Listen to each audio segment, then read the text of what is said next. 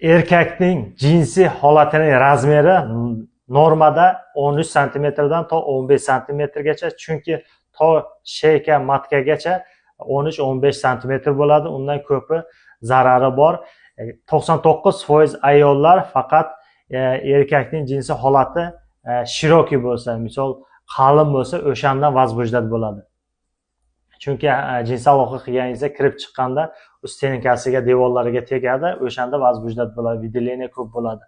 Mana shu uchun mana shunaqa problemalar bo'lsa, 13 santimetrdan past bo'lsa, uning sababi gormonalniy нарушение bo'lishi mumkin. За счет нехватки гормон, testosteronni hatman borib topshiring.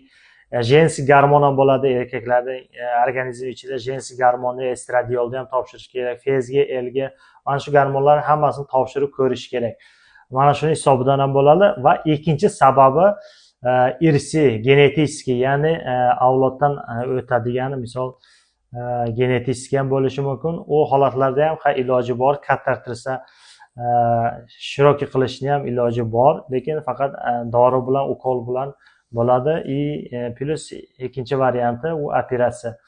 Keyin jinsiy aloqa vaqti 3 minutdan to 7 minutgacha normada kitobda yozilgan. Bir xillardiki 1 minutgacha ham bormaydi-da. O'sha holatlarda ham bu testosteron analizini topshirib ko'rishingiz kerak. Hatman testosteron yotib turishni vaqtlarini hammasini mana shu testosteron upravlyat qiladi. Biroq savollaring bo'lsa, kommentariyaga yozasizlar. Biz harakat qilamiz javob berishga.